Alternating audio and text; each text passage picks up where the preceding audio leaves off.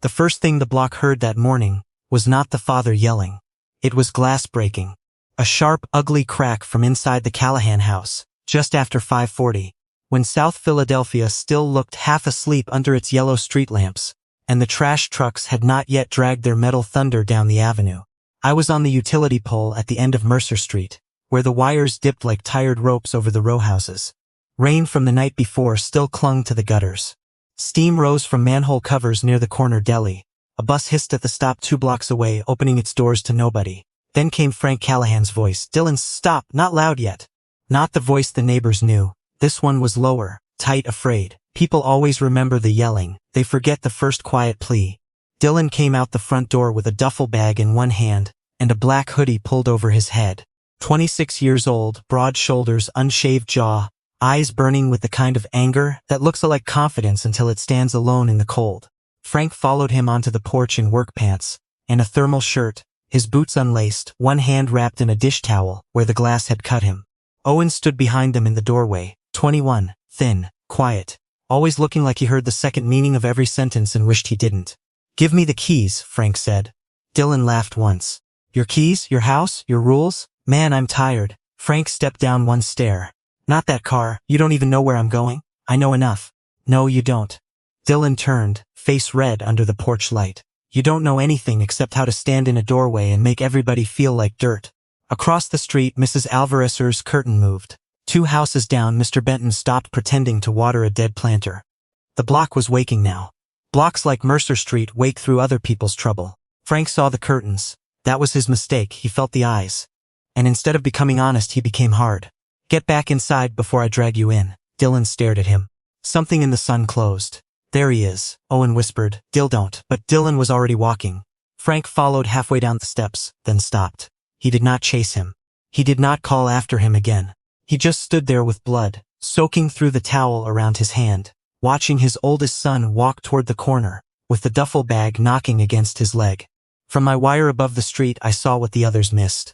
I saw the black Dodge Charger waiting past the deli, lights off, engine running. I saw the driver watching through rain-streaked glass. Ray Callahan, Frank's older brother, fresh out of prison, smiling like a man who had never needed to force a door because he knew how to make people open it for him. Dylan got into the car. The Charger rolled away before sunrise. Frank stayed on the porch until the taillights disappeared. Then he bent over like something inside him had finally torn. No neighbor saw that part. I did. I see many things from the wire. My kind has a reputation. Humans say crows are bad omens, thieves, scavengers, shadows with wings. They are not entirely wrong. We know how to take what is left behind. We know where grief drops crumbs. We know the smell of a thing dying before people admit it is sick. But we are also watchers. And Mercer Street needed watchers. It was a working block, not poor enough for pity and not rich enough for rest. The houses were narrow and old, red brick darkened by decades of soot and rain.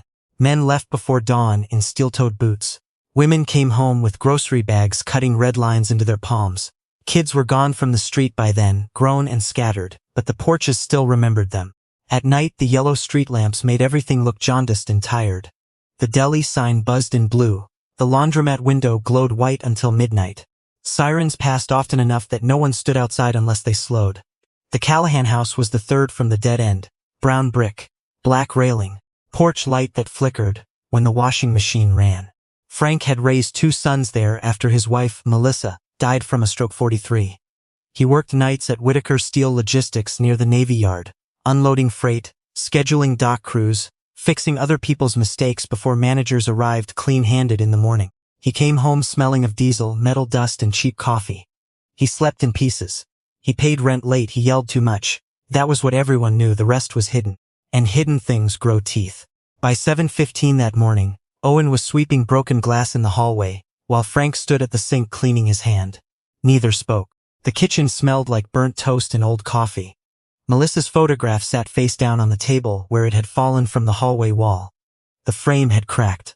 Her smile was split by a white line through the glass. Owen looked at it twice. Frank noticed. He threw the mug. Owen kept sweeping. "You ducked." "I didn't say I didn't. That's not what I meant." Frank wrapped gauze around his palm. "You got class." Owen gave a short laugh. "That's what we're doing? Just pretending?" Frank looked at him. "What do you want me to do?" Owen stopped sweeping. "I want you to tell me why every time Uncle Ray gets near Dylan you act like the house is on fire." Frank's face shut. There it was, the door. The same door that had stood between them for years. Owen's eyes hardened. Right. No, it's fine, you don't talk. You just yell, check phones, block doors, punch walls, and then act shocked when people leave. Frank's jaw tightened. I have never punched a wall. Owen pointed to the cracked plaster near the basement door. Frank said nothing.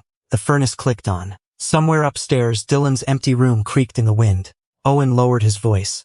He got in that car because of you. Frank turned away. No denial. That frightened Owen more than anger would have. He grabbed his backpack and left without breakfast. Frank stood alone in the kitchen. The gauze on his hand reddened slowly. He picked up Melissa's photograph and wiped the broken glass with the edge of his sleeve, as if gentleness could undo impact. Then he whispered, I'm losing him, Mel. I heard it through the open window. People think birds hear only sharp sounds. We hear confession too. The first time Ray returned to Mercer Street, he did not come to the house. He stood across from the deli under a street lamp that had not worked properly since September. Smoking a cigarette and shaking hands with men who knew him before prison turned his name into a warning. He was 51, lean silver at the temples. Handsome in the way dangerous people can be handsome when they learn to make stillness look like control. His jacket was better than a man just out of prison should have owned. His boots were new. His smile arrived before his eyes did. The block recognized him in layers. Mrs. Alvarez crossed herself behind her curtain. Mr. Benton muttered, That's Frank's brother? The deli owner pulled his gate down 10 minutes early. Ray looked up at me once. He did not like being watched. That told me enough. Dylan met him 3 nights later. It was raining then too. South Philly rain has its own smell, part wet asphalt, part old grease, part river wind drifting up from the Delaware. Dylan stood beneath my pole, hood up, cigarette between 2 fingers, pretending not to wait. The Charger slid to the curb, window down. Ray leaned across the passenger seat. Look at you. Dylan did not move closer. You shouldn't be here. Ray smiled. But you are. That was the first hook. Not money, not pressure. Recognition. People who feel unseen will walk a long way toward anyone who says, I see you. Dylan took 1 step toward the car. Ray held out a paper coffee cup. Still take it black? Dylan frowned. How would you know? Your mom did. The name touched him before suspicion could. Melissa Callahan had been dead long enough for her sons to remember her in fragments. Her lemon hand soap, the Phillies sweatshirt she wore on Saturdays. The way she sang badly while folding laundry.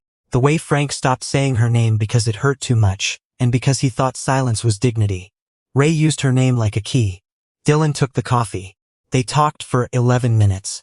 I watched Ray lean back, give Dylan space, let the young man do most of the speaking. That was skill. Predators who rush lose prey. Ray knew better. At the end, Ray said, You ever need work that pays like work, should call me. Dylan laughed. I got a job at Marconi Auto? Dylan glanced at him. Ray shrugged. I ask around? That's supposed to impress me? No. Ray smiled. It's supposed to tell you somebody in this family pays attention. Dylan looked away. The hook sank deeper. At 9:40 that night, Frank came home early from the steel yard because a cousin on Oregon Avenue had called him. Ray's back. That was all the message said. Frank turned onto Mercer Street and saw the Charger under the yellow lamp. Saw Dylan holding coffee, saw Ray smiling. The old fear rose so fast it became rage before it reached his mouth. He crossed the street hard. Get out. Dylan turned Dad. Frank pointed at Ray. Now Ray raised both hands. Good to see you too, little brother. Get out before I call your parole officer.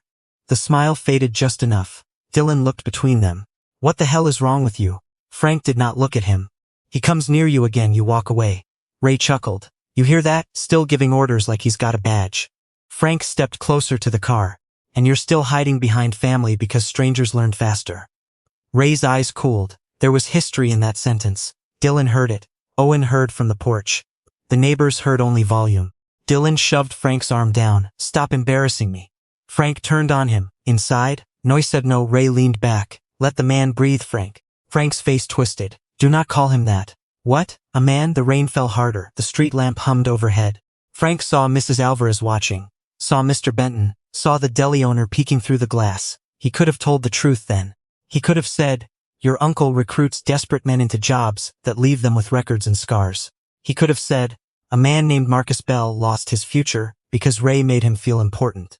He could have said, I testified against my own brother because I saw what he was doing to boys like you. But Frank had swallowed truth for so long it had become a stone in his throat. So he said only, you don't know what he is.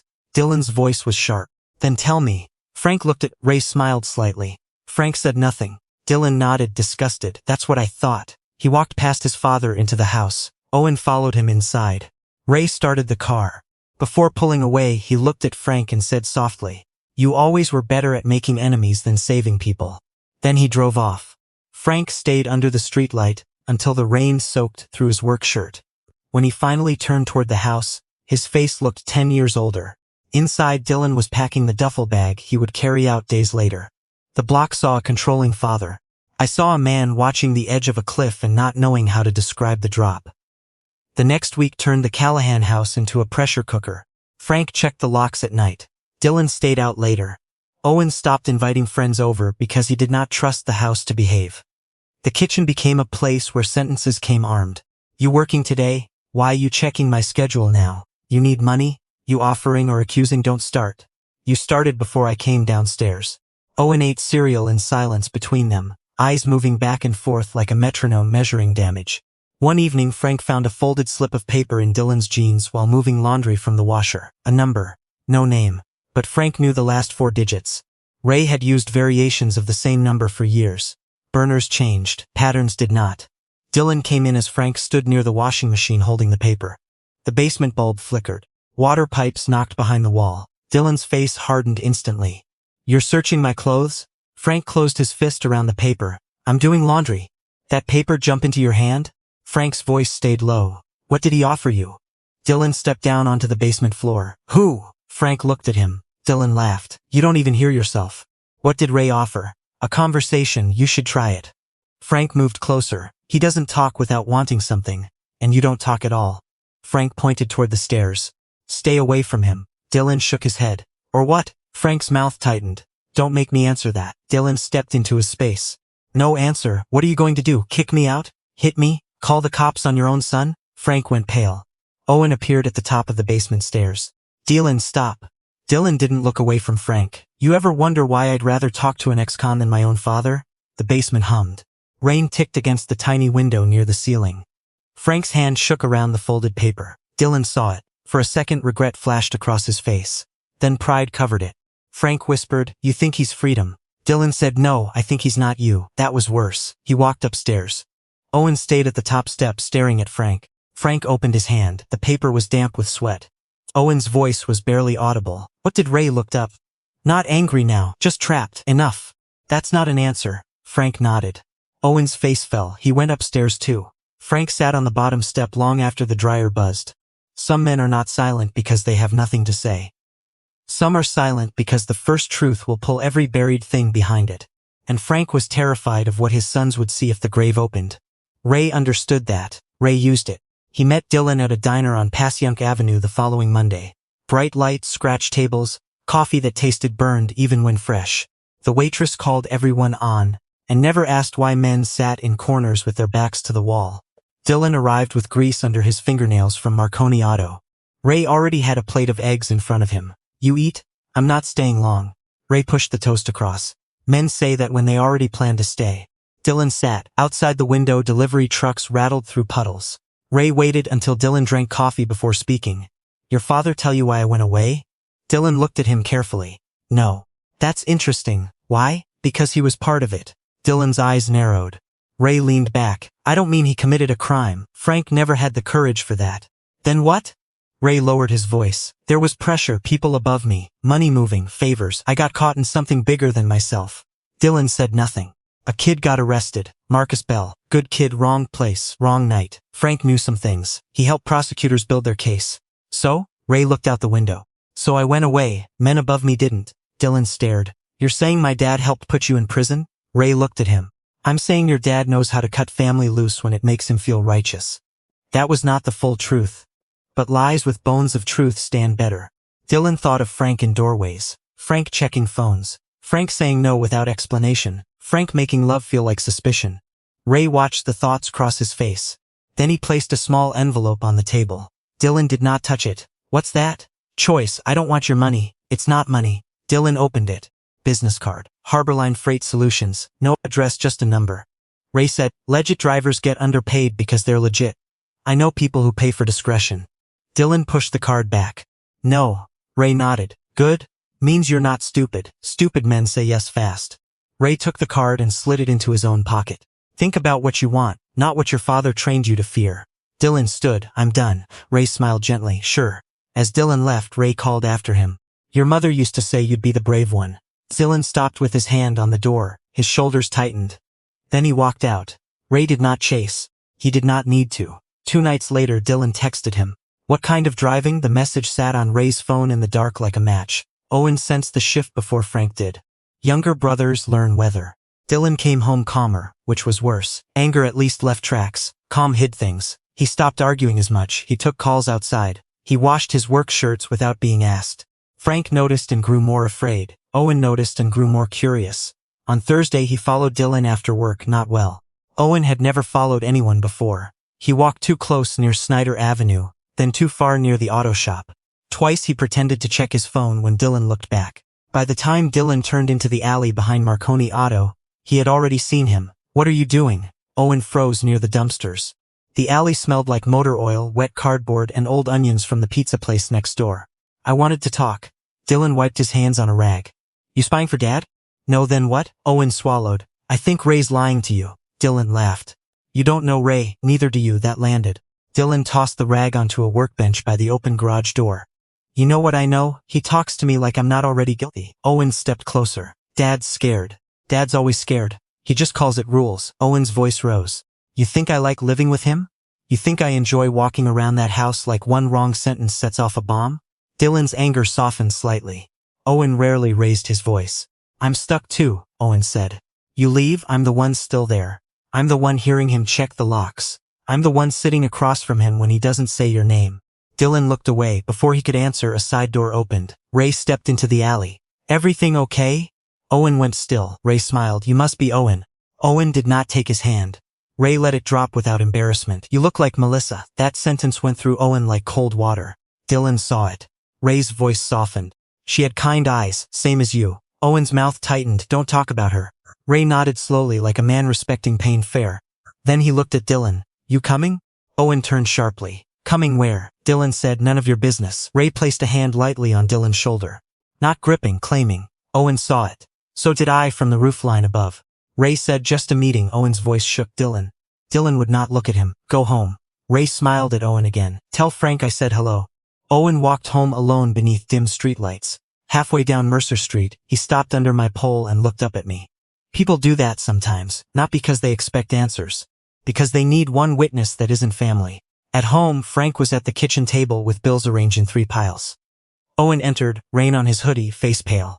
Frank stood immediately. What happened? Owen stared. You know exactly what's happening. Frank's face hardened. Where is he? With Ray. Frank grabbed his keys. Owen blocked him. No move.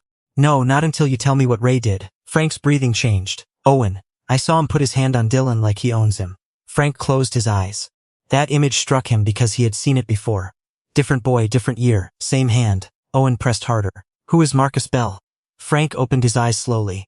The name entered the room and took a chair. He sank back down.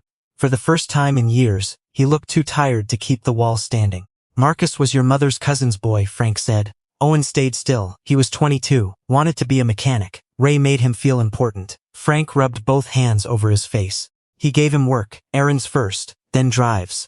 Then one night Marcus had a package in the trunk and police behind him. Owen whispered, drugs? Frank looked up sharply.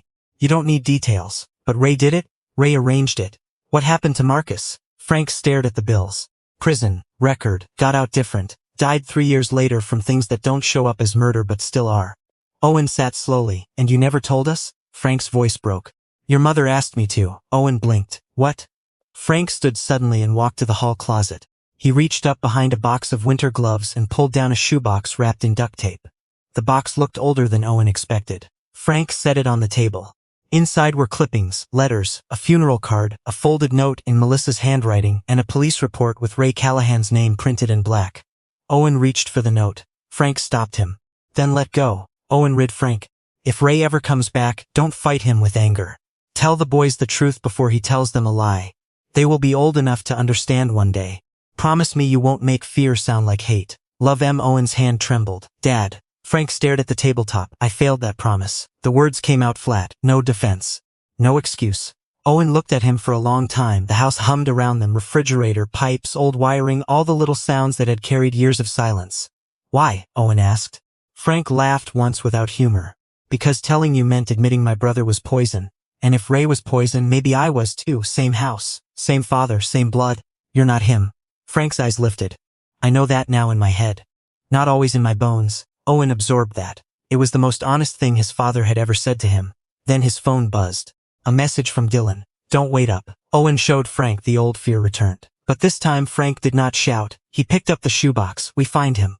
Dylan was in Ray's Charger by then, crossing the Schuylkill under wet green highway signs while the city smeared itself in windshield rain. 3 men were in the car. Ray driving. Dylan in front. A man named Vince in the back, broad neck, shaved head, leather jacket too tight across his shoulders. Vince said almost nothing. That was intentional. Silence made him larger. Ray turned off the radio. Still nervous? Dylan stared ahead. I didn't say I was nervous. I didn't say you said it. Vince chuckled once. Dylan hated him immediately. They drove to an industrial strip near the river where warehouses sat dark behind chain-link fences. Freight containers.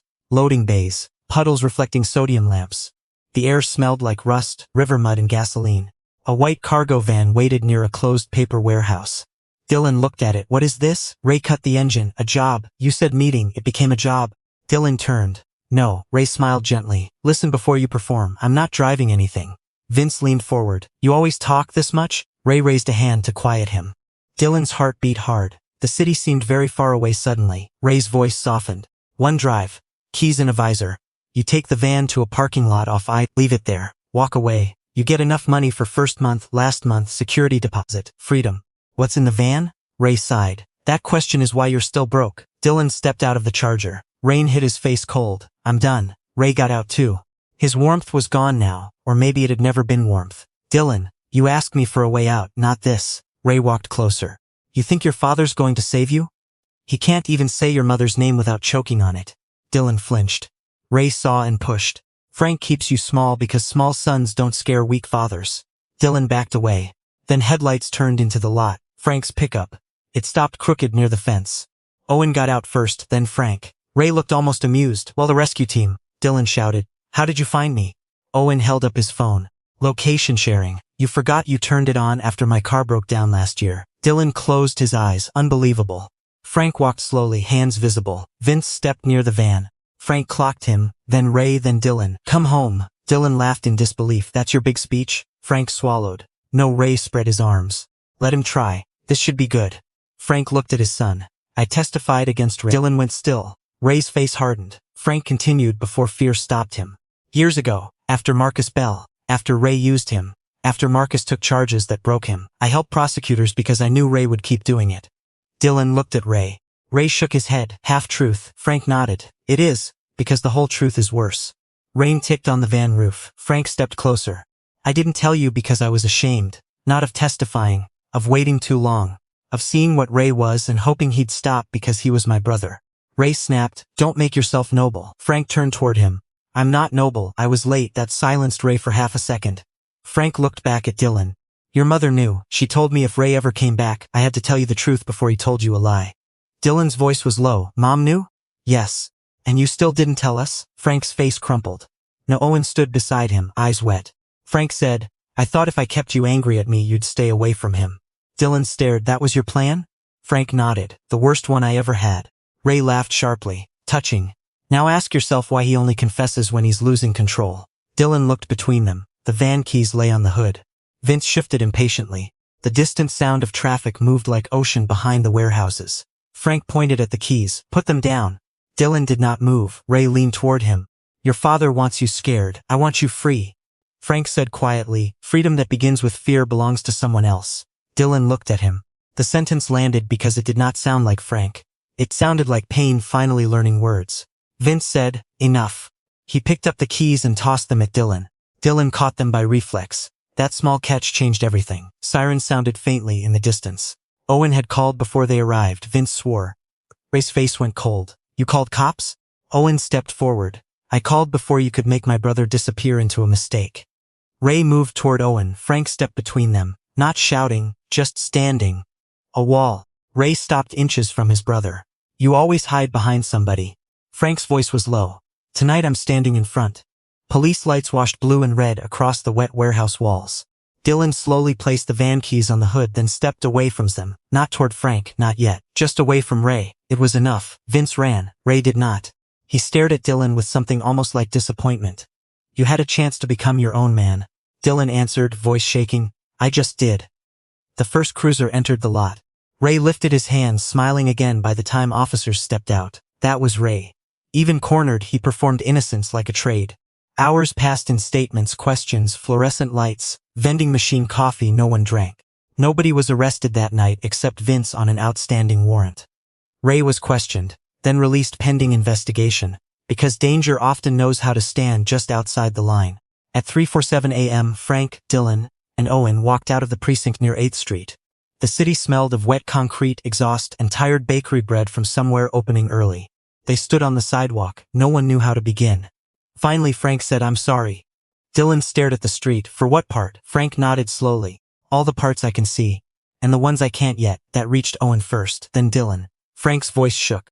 I made you feel like I was waiting for you to become him. Dylan did not answer. I was terrified you would trust the wrong voice because I never gave you mine. Dylan wiped his face angrily. You made home feel like a trap. Frank closed his eyes. I know. No, you don't get to know just because you're sad now. Frank opened his eyes. You're right. The humility unsettled Dylan more than anger ever had. Owen stood beside them, arms wrapped around himself. Dylan looked toward the bright, empty street. I'm not coming home tonight. Frank flinched, then nodded. Okay. Dylan looked at him, surprised. Frank took a breath. When you do, the door will be open. You always say that like it's a rule. Frank's mouth trembled. Maybe tonight it's a promise. Dylan looked away, no embrace, no forgiveness. But he did not walk away immediately. That mattered. Ray disappeared for 11 days. Mercer Street relaxed too soon. Frank did not. He fixed the broken hallway frame, replaced the front lock, went to work, came home, sat at the kitchen table with the shoebox open, reading Melissa's note until the folds grew softer. Owen began asking questions, small ones at first. What was Mom like when she got mad? Frank looked startled, then answered. She got quiet. That was worse than yelling. What did she think of Ray? She thought he was a fire that blamed the room for burning. Owen wrote that down for reasons Frank did not ask. Dylan stayed above Marconi Auto but came by for laundry.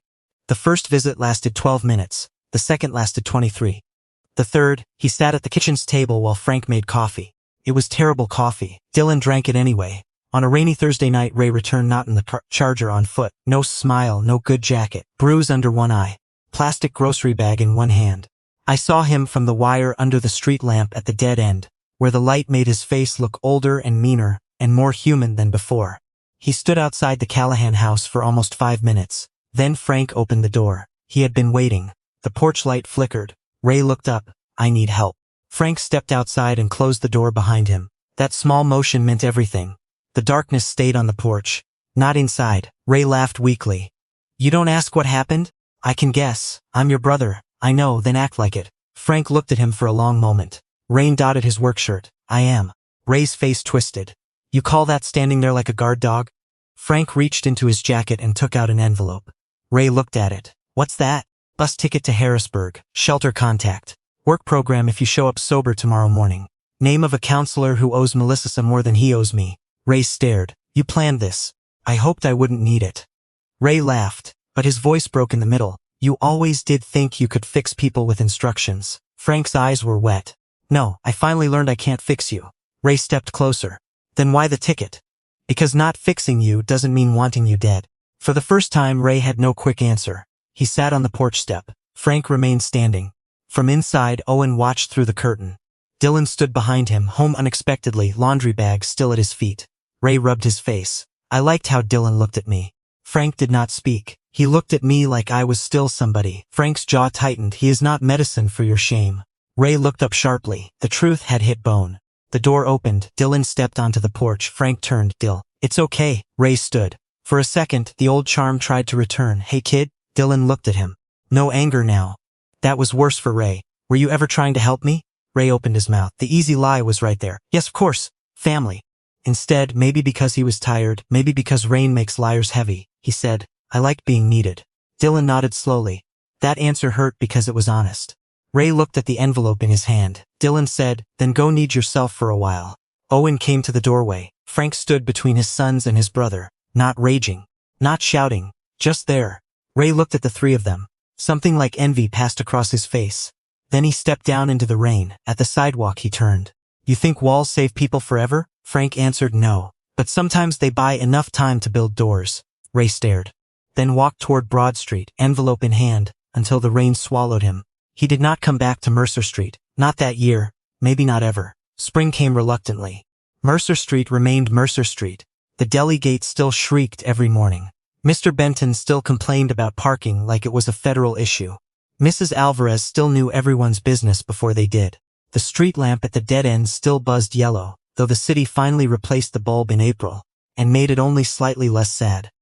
Frank kept working nights at Whitaker Steel Logistics. Owen transferred into a criminal justice program at Temple, because he said somebody had to learn how systems swallow people before they pretend to save them. Dylan moved back home in stages. First a toolbox, then 2 jackets, then his boots by the back door, finally the duffel bag. No one announced it. Pride needs quiet exits. Frank learned to ask instead of order. Badly at first. You working late or should I mind my business? Badly. Dylan stared at him, then laughed despite himself. Late with who? Dylan's expression changed. Frank caught himself. Sorry, that came out old.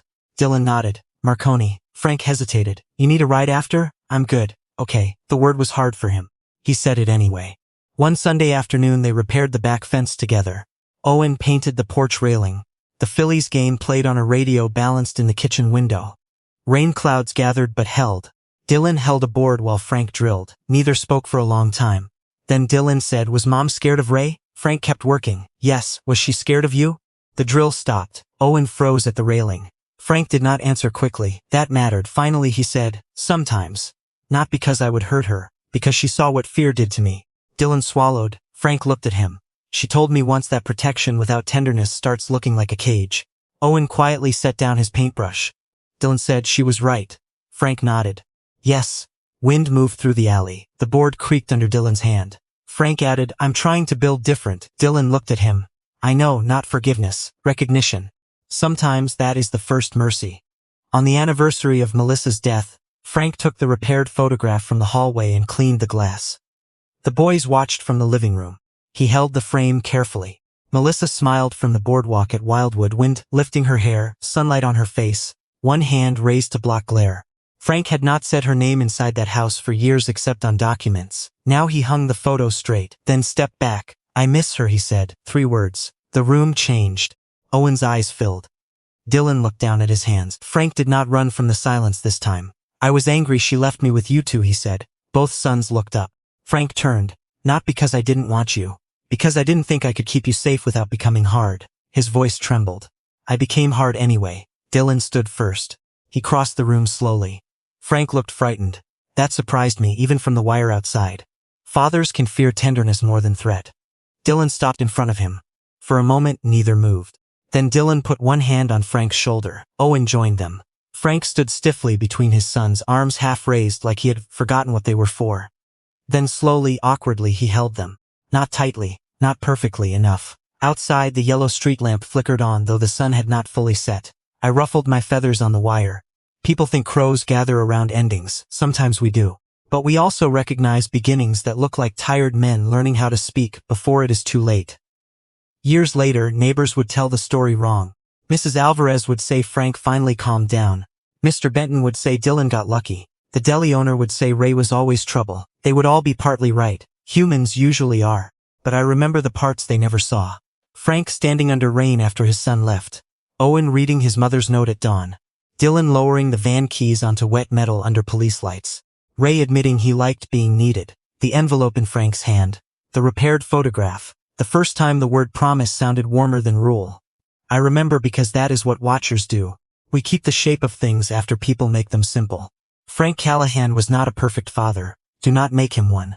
Perfect fathers do not exist on streets like Mercer, or anywhere else I have watched from a wire. He shouted. He hid truth. He mistook fear for authority and authority for love. He wounded the sons he meant to guard, but he was never the darkness, he was the wall. Damaged, crooked, too high in places, too sharp at the edges. Built from grief, guilt, and the terror of seeing his brother's shadow near his child. For years, his sons hated that wall. They thought it stood between them and freedom. They did not know what waited on the other side. That is how some love is misunderstood. It does not arrive with soft hands. It does not always know how to explain itself. Sometimes it slams a door because it cannot describe the monster on the porch. Sometimes it checks a lock 3 times, because the past once walked in without knocking. Sometimes it shouts the wrong words while trying to say, "I am scared for you." There are walls built from cruelty. Those should fall.